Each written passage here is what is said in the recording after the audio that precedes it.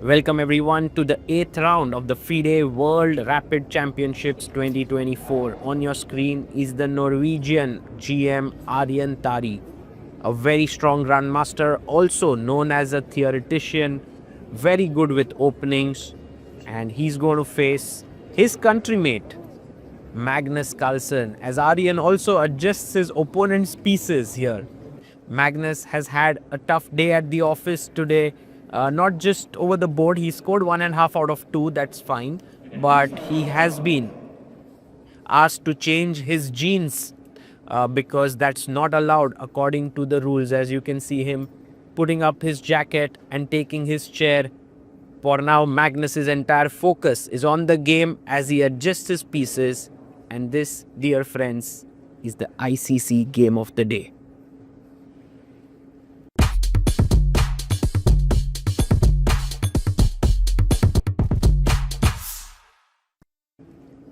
Magnus opens the game with one knight f3 and Arjen plays d5.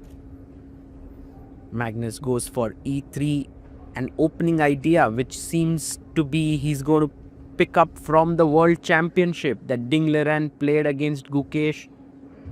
b3 played and now bishop e2.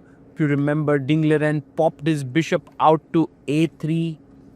And I guess Magnus is going to do just that. So Magnus also following the World Championship trends there.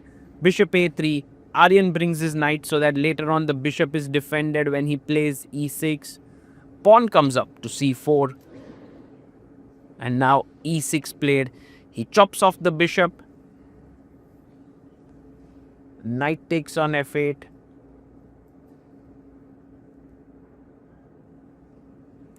And Magnus deciding between castles and knight c3. He goes for short castling. Knight comes back to d7. Just like how Gukesh played here, he short castled later. Pawn takes pawn. And he takes back with the pawn.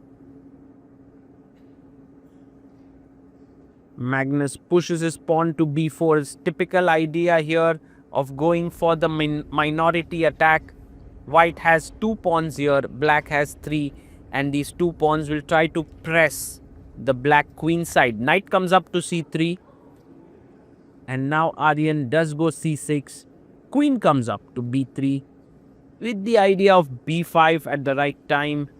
Rook e8 played, and maybe it's already time to push b5. He does it.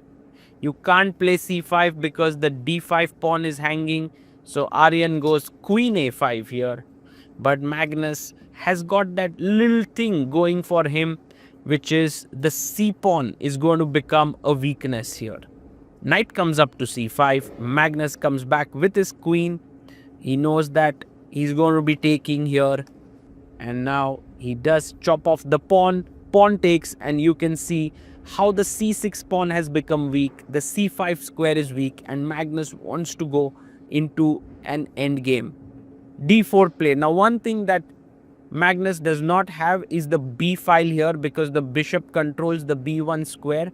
But look at how he's moving back and forth with his queen. Queen came to d1, then to a4, then again back to d1. Now using the a4 square for his knight. The queen drops back to b7. And the c6 pawn is weak. You have to take advantage of it step by step. So first, exchanging the bishops in order to get the b file here. And let's see what Arjen does. He plays queen to b4, attacking the knight here. The queen again comes back to d1, defending here, threatening the c6 pawn. Rook comes here, rook b1, queen d6 played. Queen has gone back, and now knight e5 would be very strong. Because after takes, you have knight b6 fork. But instead, Magnus goes knight b6 and chops this off.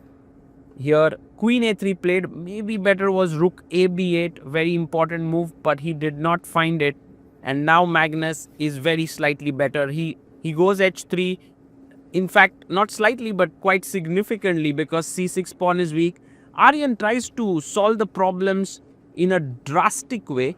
He goes c5 here. And Magnus comes back. Now notice if you take the pawn, rook a1 traps the queen. So he goes back queen a4. And now you take the pawn, rook takes here. And now rook takes rook, knight takes, and there is queen takes d5, attacking the rook on a8. This could have been missed by Aryantari here. Yes, takes here, knight takes, and Magnus is so sharp. He's not going to miss this. He's attacking the knight, and if you try to defend it this way, there's rook c3. He does go rook c8, but now Magnus finds this move rook c3, pinning the knight even further. The queen comes to the defense, but this is an eternal pin. You can't get out of it easily. The rook comes back to c1, and now step by step, the pressure is mounting. Queen a3 played, attacking the rook here. The rook comes up to c4, and you want to basically, if you take on a2, there is rook takes c5. Oh, he takes it. Here, rook takes c5, check, king h2, and right now black has just lost a piece. a4 played, and Magnus is now going to win this in style. Knight d4. The a pawn is slightly tricky because it can go to a3, a2, a1, but Magnus gives a check, king h7, and brings his queen back, and Aryan resigns. What a positional crush that was by Magnus, and we would so very much love to see more of him at this event. The way in which he's getting back on track, 2.5 out of 3 in this day, so he's 5 out of 8, and maybe has a chance to finish at the top if he keeps going this way. He's joking with his opponent. They are good friends after all.